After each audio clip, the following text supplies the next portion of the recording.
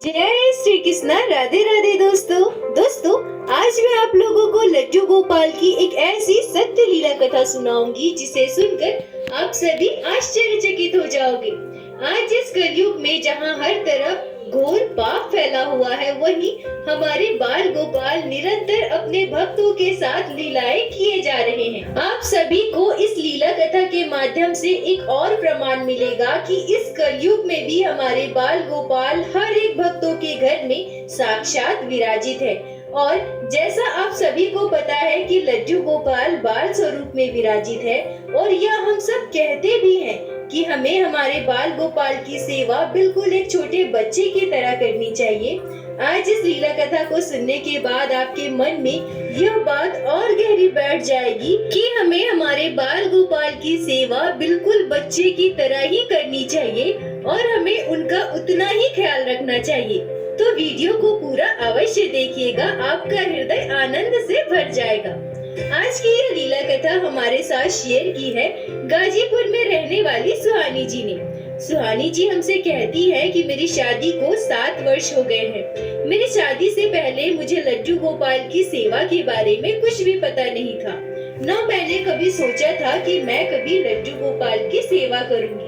वैसे मेरे मायके में भी पूजा पाठ होता है, सभी धार्मिक प्रवृत्ति के थे, पर हमारे घर में लड्डू गोपाल की सेवा नहीं होती थी। न हमारे घर के आसपास मैंने कभी भी किसी को गोपाल की सेवा करते देखा था। पर मैं YouTube पर लड्डू गोपाल की सेवा से जुड़ी वीडियो बहुत पहले से देखा करती थी। वीडियो देखते देखते मेरे मन में लड्डू गोपाल के प्रति एक अलग ही खिंचाव महसूस होने लगा। मुझे नहीं पता कि यह भक्ति थी, प्रेम थी या फिर श्रद्धा, पर लड्डू गोपाल की वीडियोस देखना मुझे सबसे ज्यादा अच्छा लगता था। उनकी सत्य लीला कथा सुनना मुझे उस समय भी बहुत अच्छा लगता था, पर मेरे मन में कभी यह नहीं आया कि मैं कभी लड्डू गोपाल की सेवा करूंगी या हमारे घर पे कभी लड्डू गोपाल को लेकर आऊंगी। ऐसे ही समय बीतता गया। फिर मेरी शादी तय हुई। मेरे ससुराल और मेरे मायके की दूरी लगभग 20 किलोमीटर है। जब मेरी शादी तय हुई तब मुझे एक आश्चर्य करने वाली बात पता चली। मुझे पता चला कि मेरे ससुराल में लड्डू गोपाल विराजित है और इनकी नित्य सेवा मेरी सासू माँ करती है। मुझे बड़ा ही आश्चर्य हुआ। मैं मन ही मन सोचने लगी कि यह बाल गोपाल का कैसा चमत्कार है। अभी कुछ महीनों पहले से ही मैं लड्डू गोपाल की वीडियोस देखने लगी हूँ। उनके प्रति मुझे एक अलग सा खिंचाव महसूस होने लगा है और अब अचानक से लड्डू गोपाल मेरे जीवन में आ रहे हैं। सुहानी जी कहती है कि मुझे लड्डू गोपाल के प्रति प्रेम श्रद्धा भाव तो था, पर शायद उस हद तक नहीं था जितना कि लड्डू गोपाल की सेवा करने वाले बाकी भक्तों का होता है। उसके बाद मेरी शादी हुई, मैं ससुराल गई। मेरे हस्बैंड अपने माता पिता की इकलौते संतान हैं। मेरे ससुराल में मेरे ससुर जी, मेरी सासू माँ और मेरे हस्बैंड थे। कुछ दिनों के बाद सारे मेहमान अपने अपने घर चले गए। अब मेरे हस्बैंड अपने जॉब पर चले जाते और मेरे ससुर जी अपने दुकान पर। घर पर मैं और मेरी सासू माँ अकेली रहती। अब मैं अपने सासू माँ को लड्डू गोपाल की सेवा करते देखने लगी। मुझे यह सब बिल्कुल नया और अच्छा लग रहा था, क्योंकि अब तक जो मैं सिर्फ वीडियोस में देखा करती थी वह सब हमारे घर पे मेरे सामने हो रहा था। ऐसे ही कुछ दिन बीत गए। फिर एक दिन मेरी सासू माँ मुझसे कहती है कि बहू, हमारे घर लड्डू गोपाल की सेवा होती है, यह तो तुम देख ही रही हो ना, पर अब तो तुम्हें भी इनकी सेवा करनी पड़ेगी ना, क्योंकि तुम्हें अभी से धीरे धीरे सब कुछ तुम्हें ही तो इनकी सेवा करनी है। सुहानी जी कहती है कि जब मैं अपने सासू माँ को लड्डू गोपाल की सेवा करते देखती थी तो मुझे इतना अच्छा लगता था कि मेरा मन करता था कि मैं अभी जाकर अपने सासू माँ से कहूँ कि मुझे भी लड्डू गोपाल को गोद में लेना है, मुझे भी उनका श्रृंगार करना है, मुझे भी वो सारी चीजें करनी है जो आप करती है। पर कहीं न कहीं मेरे मन में डर था कि अगर मैं लड्डू गोपाल की सेवा ठीक से ना कर पाऊँ तो, इसलिए मैंने कभी भी खुद से उनकी सेवा करने के लिए नहीं कहा। खैर, अब जब मेरी सासू माँ सामने से खुद कह दी कि लड्डू गोपाल की सेवा करना है तो मैं खुद को रोक नहीं सकी। अब मैं धीरे धीरे उनके साथ लड्डू गोपाल की सेवा करने लगी।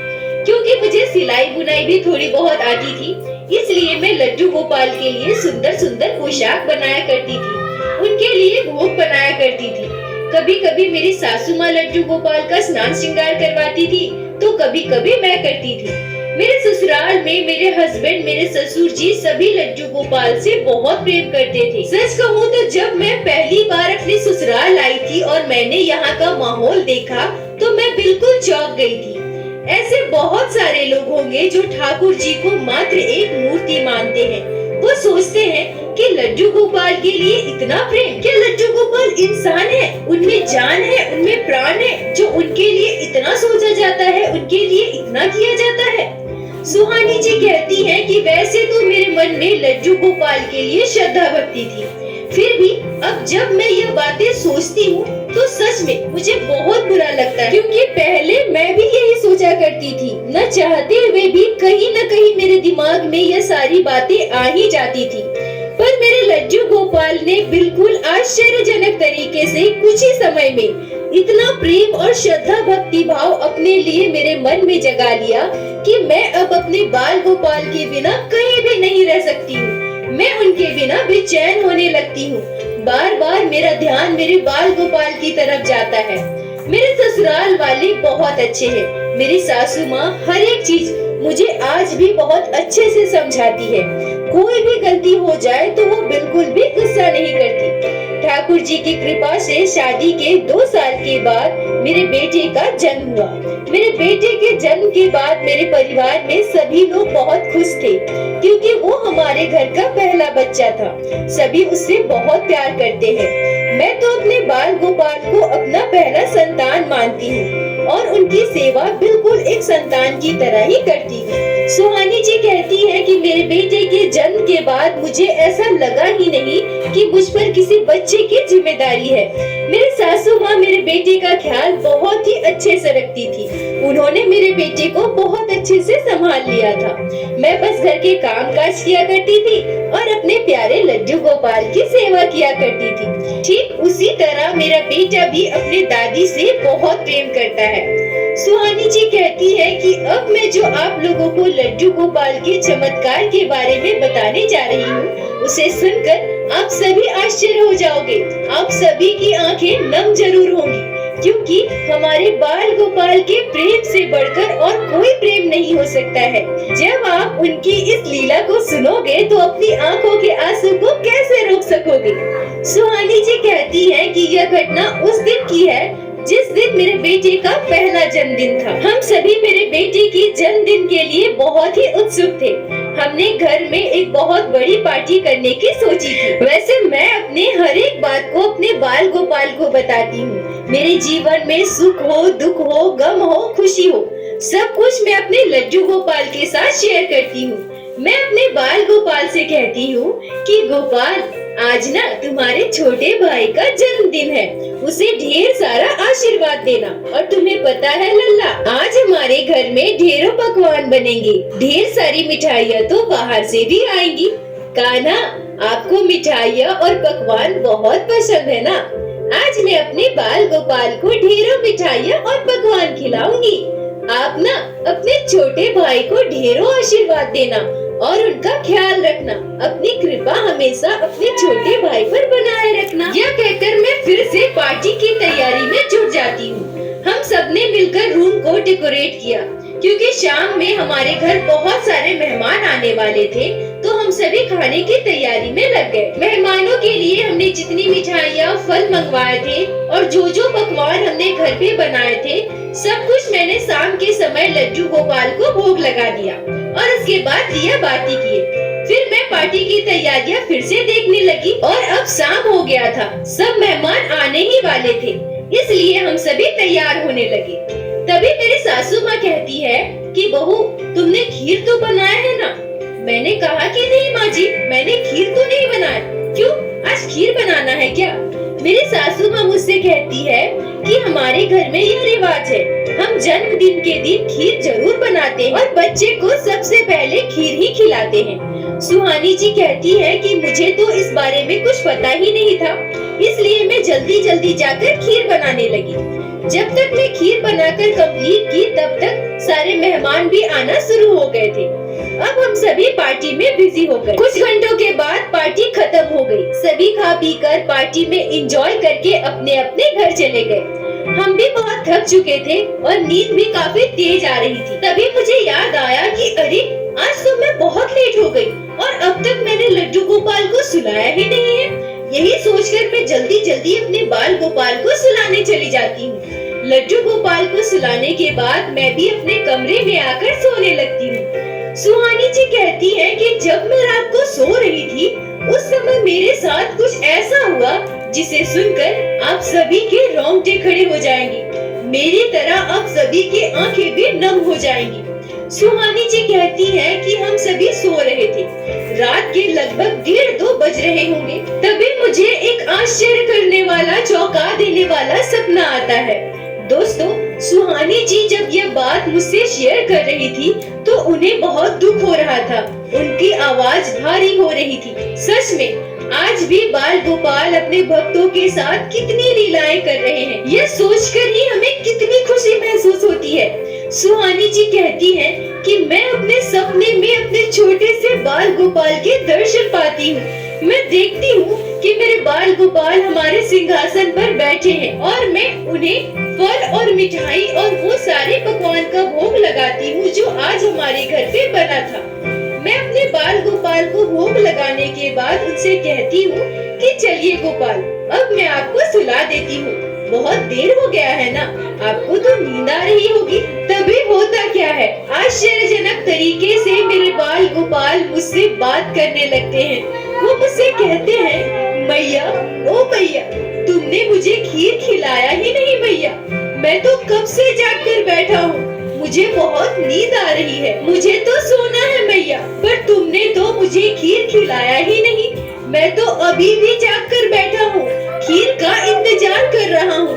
तुम कब मुझे खीर खिलाओगी मैया? सुहानी जी कहती है कि मैं अपने सपने में उस अवस्था में नहीं थी कि मैं अपने बाल गोपाल से कुछ भी कह सकूं या बोल सकूं। मैं यह सपना देखकर बिल्कुल अंदर से कांप गई थी। तभी मैं दूसरे ही पल देखती हूँ कि मैं अपने बाल गोपाल को गोद में लेकर बैठी हूँ और उन्हें बहुत ही प्यार से खीर खिला रही हूँ। खीर खिलाते ही मेरे बाल गोपाल के चेहरे पर एक अलग ही मुस्कान था। मैं जितनी बार अपने गोपाल को खीर खिला रही थी वो उतनी बार मुस्कुरा रहे थे। मैं अपने बाल गोपाल का ये मुस्कुराता हुआ सुंदर सा स्वरूप देखकर मोहित हो रही थी। मैं अचानक अपने सपने से जाग गई और उठकर बैठ गई। मेरे दोनों आंखों से अश्रुधारा बह रहे थे। मैं समझ नहीं पा रही थी कि मैं यह बात किसे बताऊं। कौन मेरे इस बात पर विश्वास करेगा, कौन यकीन करेगा। मैं सुबह होने का इंतजार करने लगी। सुबह होते ही मैं सबसे पहले अपने सासू माँ के पास गई और उन्हें पूरी बात बताई। वो मुझसे कहती है कि बहू, यह तो हमसे बहुत बड़ी गलती हो गई। हमारे घर में जो भी बनता है हम सबसे पहले लड्डू गोपाल को भोग लगाते हैं, और आज जब खीर सगुन की थी और तुमने यह कहा भी था कि गोपाल आज हमारे घर में जो भी बनेगा हम आपको भोग लगाएंगे, इसके बाद भी हमने लड्डू गोपाल को खीर का भोग नहीं लगाया। हमारे छोटे से बाल गोपाल खीर खाने के लिए उसका इंतजार करते करते रात भर बैठे रहे। यह सोचकर भी हमें कितना बुरा लग रहा है। मेरी सासू माँ की आंखें भी नम हो रही थी। उन्हें भी यह बर्दाश्त नहीं हो रहा था कि हमारे बाल गोपाल किसी चीज को खाने के लिए इस तरह से तरसे, इस तरह से हमारे सपने में आकर उन्हें बताना पड़े। मैं और मेरी सासू माँ तुरंत किचन में गए और खीर बनाई और फिर लड्डू गोपाल को खीर का भोग लगाए। आज मेरे लड्डू गोपाल का मुखड़ा इतना सुंदर लग रहा था कि मैं अपने शब्दों में बयान नहीं कर सकती। सुहानी जी कहती है कि मेरी सासू माँ ने मुझसे कहा कि बहू, तुम बहुत भाग्यशाली हो, बहुत खुशकिस्मत हो जो तुम्हें लड्डू गोपाल ने साक्षात सपने में दर्शन दिए हैं। मैं तो उनकी इतनी सेवा करती हूँ, वर्षों से उनकी सेवा करते आ रही हूँ, फिर भी आज तक मुझे कभी भी उनके दर्शन नहीं मिले हैं। और तुम्हें सपने में ही सही गोपाल के दर्शन तो मिले हैं ना। यह सब ठाकुर जी की कृपा है। तुम एक बात हमेशा याद रखना बहू, कि हमारे जीवन में चाहे कैसे भी परिस्थितियाँ चल रही हो, हमें कभी भी हरि का गुणगान करना नहीं छोड़ना चाहिए। लड्डू गोपाल की सेवा करना नहीं छोड़ना चाहिए। उनकी सेवा में कभी भी त्रुटि नहीं करनी चाहिए। सुहानी जी कहती है कि मैं अपने बाल गोपाल को हाथ जोड़कर प्रार्थना करती हूँ और उन्हें बहुत बहुत धन्यवाद देती हूँ कि उन्होंने सपने में मुझे दर्शन देकर मेरे मानव जीवन का उद्धार दिया। मैं उनका बहुत बहुत धन्यवाद देती हूँ कि उन्होंने मुझे इतना प्यार करने वाला परिवार दिया है। लड्डू गोपाल की कृपा से मेरे ससुराल में किसी चीज की कमी नहीं है। हमारा परिवार खुशहाल है। हे मेरे ठाकुर जी, हे मेरे लड्डू गोपाल, हमारे परिवार पर अपनी कृपा दृष्टि ऐसे ही बनाए रखना। सुहानी जी, आपका बहुत बहुत धन्यवाद जो आपने लड्डू गोपाल की इस अद्भुत लीला कथा को हमारे साथ शेयर की, जिसको मैं हमारे चैनल के माध्यम से बाकी सारे भक्तों तक पहुंचा सकी। अपना साथ और प्यार ऐसे ही बनाए रखें। दोस्तों, यह हमेशा याद रखिए कि लड्डू गोपाल बाल स्वरूप में है, बिल्कुल छोटे बच्चे के रूप में। तो हमें उनका ख्याल भी छोटे बच्चे की तरह ही रखना चाहिए। जिस तरह से हमारे बच्चे हमसे जिद करते हैं, अगर हम उन्हें कोई चीज ना दिलाएं या उनके मनपसंद की चीज हम उन्हें ना दिलाएं, तो वो हमसे गुस्सा भी करते हैं। तो ये सारी चीजें हमारे बाल गोपाल भी हमारे साथ करते हैं। बस हमें उसे महसूस करने की आवश्यकता है। ठीक उसी तरह से जब हम अपने बच्चे को कहते हैं कि आज हम आपको यह खिलाएंगे, तो उस बच्चे को आस हो जाता है। वो हमें बार बार पूछते हैं, परेशान करते हैं, हमें वो चीज कब मिलेगी। ठीक वैसे ही हमारे बाल गोपाल हैं। उनका स्वभाव भी बच्चों के जैसा ही है।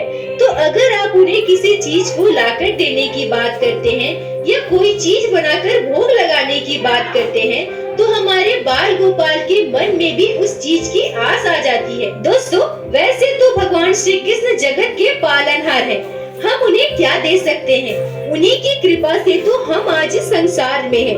पर जब हम लड्डू गोपाल से इतना प्रेम करते हैं, उन्हें अपना मानते हैं, तो हमें अपने लड्डू गोपाल के साथ भी वैसा ही व्यवहार करना पड़ेगा जिस रिश्ते से हमने उन्हें अपनाया है। दोस्तों, एक बार मेरे साथ प्रेम से कहिए, बोलो बाके बिहारी लाल की जय, लड्डू गोपाल की जय, जय जय श्री राधे। दोस्तों, यदि आप लोगों को आज की यह लीला कथा अच्छी लगी हो, आपके हृदय को स्पर्श की हो, तो कृपया वीडियो को लाइक करके अपने दोस्तों के साथ शेयर अवश्य करें, जिससे बाकी भक्त भी लड्डू गोपाल की इस अद्भुत लीला कथा को श्रवण कर सके। और हमारे चैनल को सब्सक्राइब करें, जिससे प्रतिदिन आप लोग हमारे चैनल पे श्री बाके बिहारी श्री लड्डू गोपाल की लीला कथा सुन सके। दोस्तों, यदि आपके जीवन में घटी हो कोई भी चमत्कारी घटना या लड्डू गोपाल ने कभी भी की हो कोई भी लीला, जिसे आप हम सभी के साथ शेयर करना। पहला जा दिन भर का थका है यशोदा का लल्ला, आनंद या इसको सुना जा, बासी